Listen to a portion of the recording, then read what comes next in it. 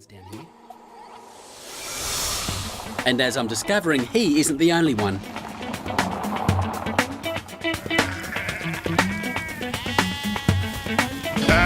Terry English used to be a hairdresser till he packed it in to take on the biggest hairdo of his life. 200 sheep. Terry, you're a very popular man. Yes, the girls come every morning. They're keen to see me at breakfast time. And they love you at breakfast time? Yeah. And you love them at dinner time? Well, that's a good point. Should you say that? I don't know. No, not in front of them, Paul. Terry runs Victorian meat sheep, and the sheep live pretty well up here. I mean, look at that view. His philosophy is simple. If the sheep have happy lives, then the meat is really tasty. They're quite friendly little critters, aren't they? Oh, very easy. If you handle any animal quietly and gently, they respond to the way you treat them. Come on, guys, come and eat. Breakfast is on me. Who wants some? Come on. Come on, don't be camera shy. Over here, look at that. Beautiful food. This type of sheep is the favourite amongst ex-hairdressers. It's a 4,000-year-old breed that doesn't need shearing, and that's because it sheds its own wool. Just like many other animals, they shed their winter coat, and so over the summertime you see them bare and short. And you reckon they're better eating than shearing sheep? Oh, certainly. Well, the thing about it is that all the goodness goes straight into the meat. I'm surrounded by sheep and a couple of alpacas. We've got Rebel and Dancer. They're not sheep, or do they think they're sheep? They think so. We keep them there just to guard the lambs at lambing time from foxes. He's so cute. You've saved me a rack, haven't you? Oh, yes. A couple of racks because I'm going to cook it up. Well, good. That's good. Yes. Yeah. No, we've got some fine lamb hanging there for you. So it's Shh! Don't talk too loud. All I'll right. get upset. Oh, all right.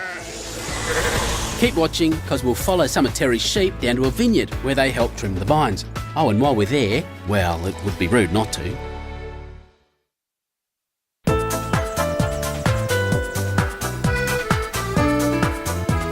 If I was in France right now, then according to sunshine and temperature, I'd be standing somewhere between Burgundy and Bordeaux.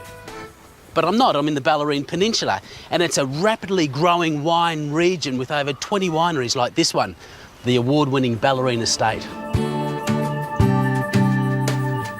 6 varieties of grape yielding 8 tonnes of fruit, making 7,000 cases, which is 84,000 bottles of wine. And Peter Kennedy gave up selling parking ticket machines for this? So Peter, another sea changer. There's a few in this area. Yeah, I think the Bellarine's starting to be made up of people with sea change ideas. How many awards do you have? I couldn't tell you how many awards we've Come won. on, brag a little bit. No, look, we've certainly won the Chairman's Trophy for one of the French wine shows. We've won silver at San Francisco. Okay, that's enough bragging. That's enough. This is it. This is the gold. This is it. All the hard work for this. This is what we're waiting for these to ripen on the vines now. What I'm interested in, if I taste them, can I taste what the wine would be?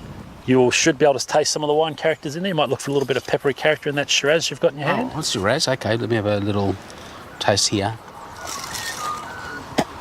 No. What about this one? This is Chardonnay. And hopefully that's going to be a little riper than them all. Oh, that's nice and fruity. There's no oak in that though. No, we'll put the oak in it later after we pick the vines. Yeah, let's go look at the oak. Yes.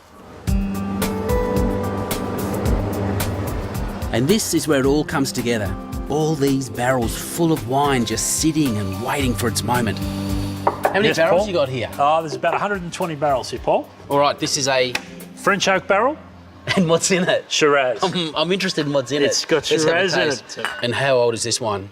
This is 07 Shiraz. I should be looking at colour, nice deep colour. Nice deep, rich colour, Yeah, yes. good viscosity on the glass. Big, hot kind of nose, berry. Lots of lovely berries, lots of lovely forest berries, a little bit of pepper. I think we were trying to find the pepper before, but there's a bit of pepper in here. Hey, that's actually bloody good. Bloody good indeed. But what's bloody excellent is that they've just started brewing their own beer. And it's an old mate of mine brewing it, Stephen Nelson. Coming from you, it would be twisted, but there's something even more twisted that you've made that no one in Australia's made. That's right, yeah. And it's this. It's very regional. See that? Local Australian blue mussels have gone in this one, 2 kilos, in the boil with the wort. Mate, I need to taste. Have you got an opener? I just think the colour of this, it's just beautiful. And the fish just, the shellfish itself, the mussels just adds a beautiful dimension. Yeah. Just a hint of it in the background. And am I going to taste mussels? I should. No, it's very light on the palate. Thanks, mate. Cheers. Cheers, mate. Good to see you. Thanks. Mussels in the beer, sheep in the vines. There's a lot of mixing going on down here, and it works.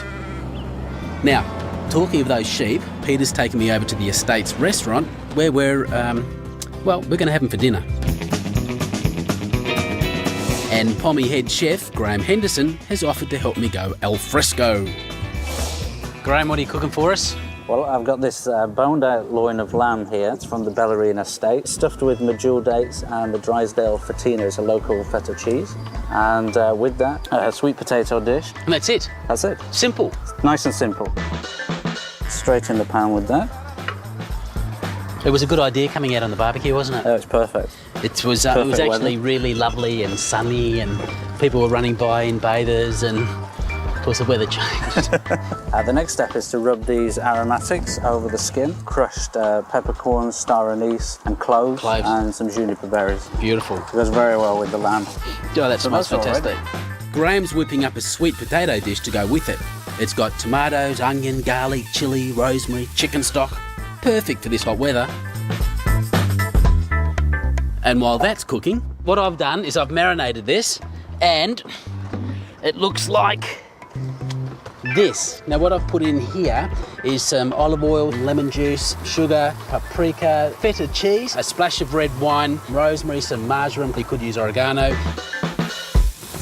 I'll come back when I've burnt it sufficiently. Greek salad, very, very simple, but first things first, when you're chopping with new knives, don't cut your finger. I've got my Lonsdale hydroponics lettuce, cucumbers, which I'm going to chop up. I'm also going to have some tomatoes, Spanish onion, feta cheese, some olives. I would normally use Kalamata, but we didn't have any today. And in this dressing is just a little bit of olive oil, balsamic, garlic, French seeded mustard, salt, pepper. That's it.